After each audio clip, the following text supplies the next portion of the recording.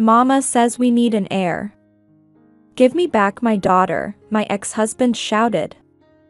Not only me but all the other customers in the store turned to look at him. To think that a grown man would shout "Mama" like that. No matter what he says, I have no intention of letting my daughter meet him.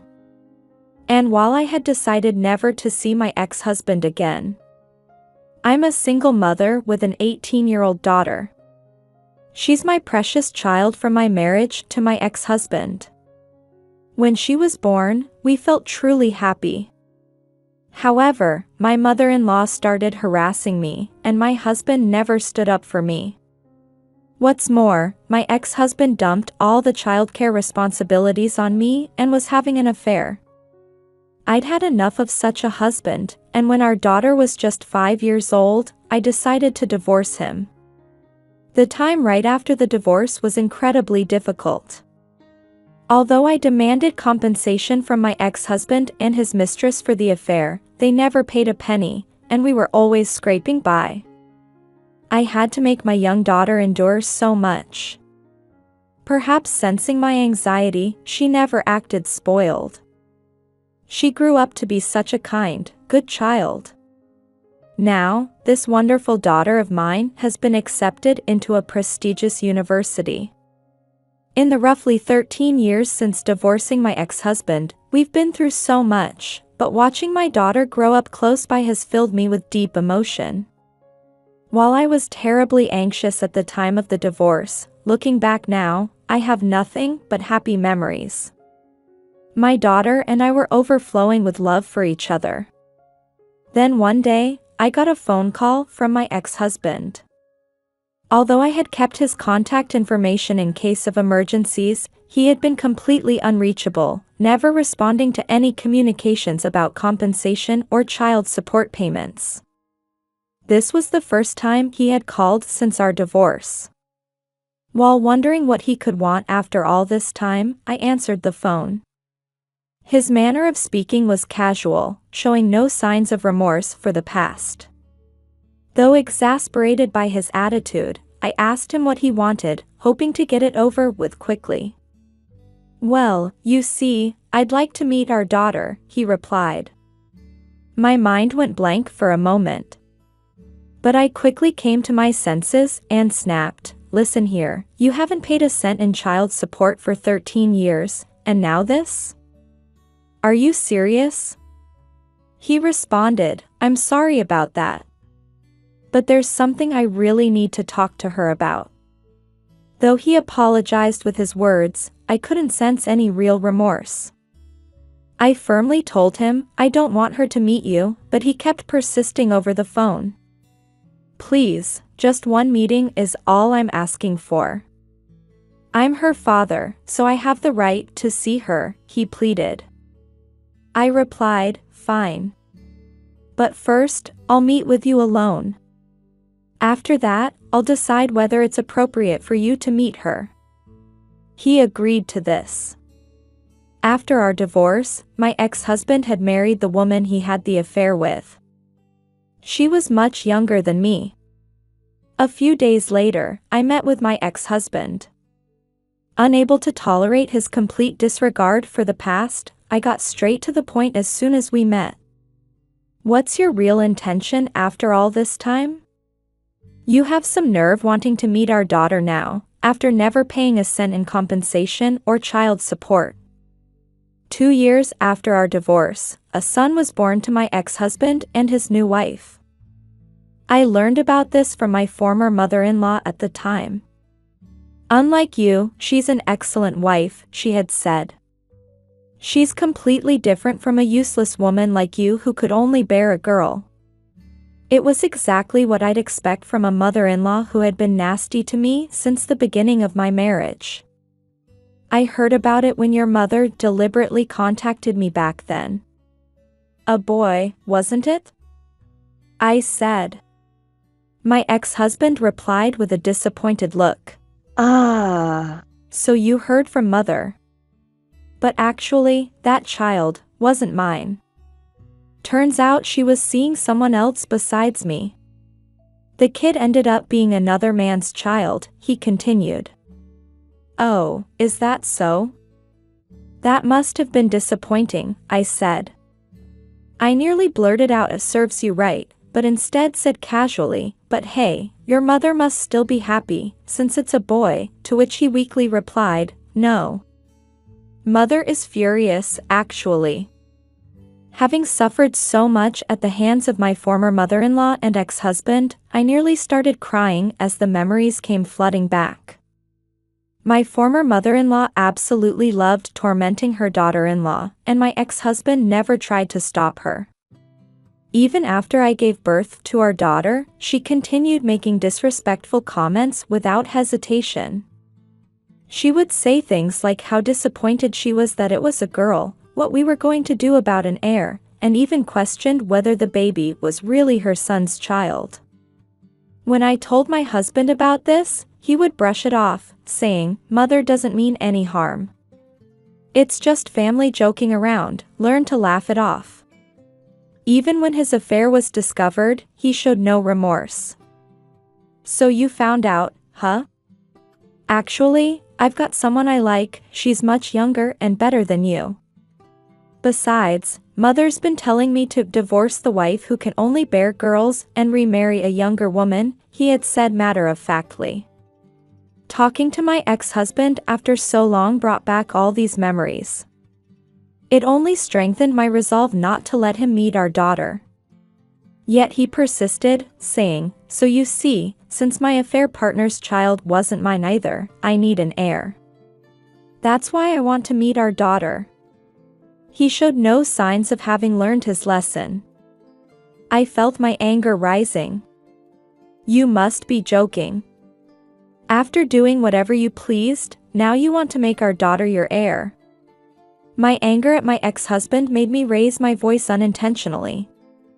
"If you need an heir so badly, why don't you find another woman and have a child with her?" Then my ex-husband mumbled, "I got sick a few years ago. I can't have children anymore. That's why I need our daughter. I don't care. Our daughter probably doesn't want to see you anyway, so give up on this heir business," I said as I started to get up, but my ex-husband grabbed my arm with surprising force. "Mama says we need an heir. Give me back my daughter." His outburst made not only me but all the other customers in the store turn to look. A grown man shouting "Mama" like that. My ex-husband, seeming to come to his senses, said firmly, "Just ask our daughter how she feels about it. If she says she's willing to meet, you'll let her, right?" before leaving the store. No matter what anyone says, I have no intention of letting him meet our daughter. I thought I'd never see my ex-husband again. When I got home and casually mentioned what had happened to my daughter, she gave an unexpected response, "Oh, I wouldn't mind meeting Dad." What? Are you kidding? When I hastily asked for confirmation, she smiled and said, "No, I'm serious. If I'm meeting Dad, that means Grandma will be there too, right? That makes me want to meet them even more." Despite my attempts to convince her otherwise, my daughter's feelings didn't change. A week later, I reluctantly took my daughter to visit my former in-laws' house for the first time in 13 years. While the exterior looked the same, the interior was quite run down. As soon as she saw me, my former mother-in-law spat out, "Why did you have to come too? My granddaughter alone would have been fine." Containing my anger, I calmly replied, "I'm here as my daughter's guardian." Once inside, my former mother-in-law immediately turned to my daughter with an unnaturally sweet smile, saying, "It's been so long.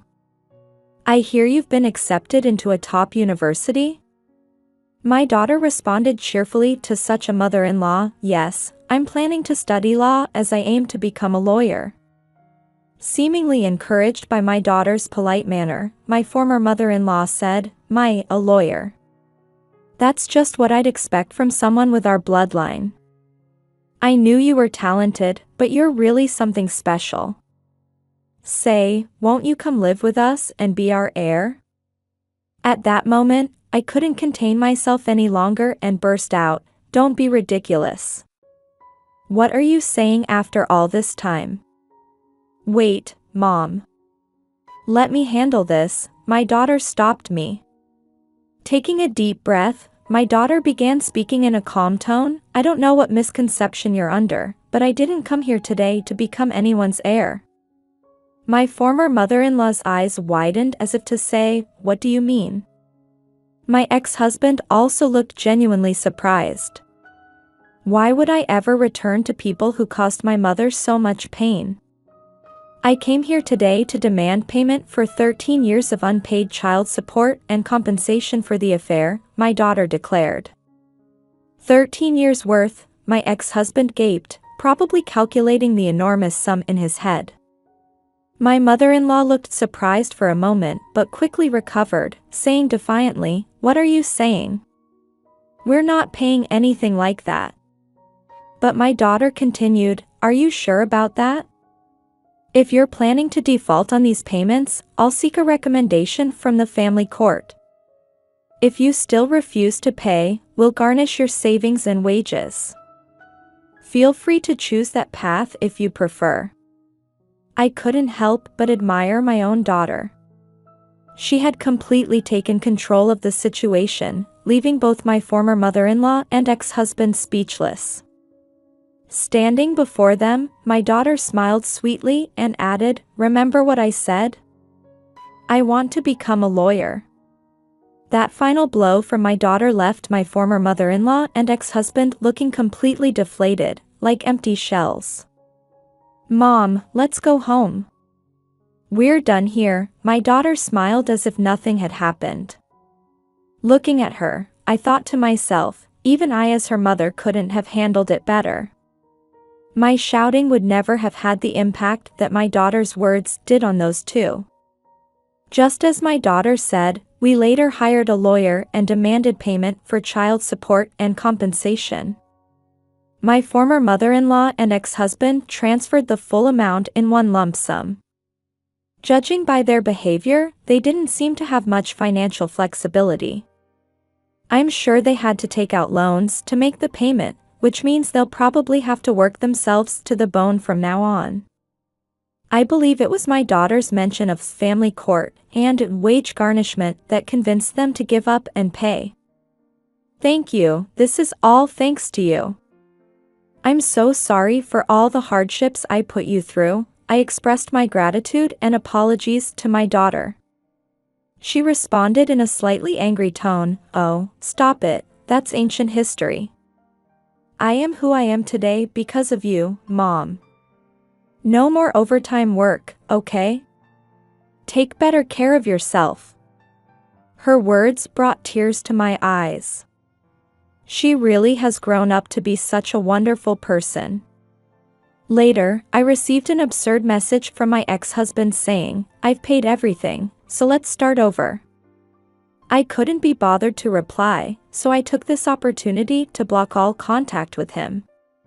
Looking at my ex-husband, I realized there are some pitiful people who, despite being adults, never change even after years have passed. In contrast, my daughter continues to grow into an increasingly wonderful person. Watching her up close, I feel deeply grateful that I gave birth to this child.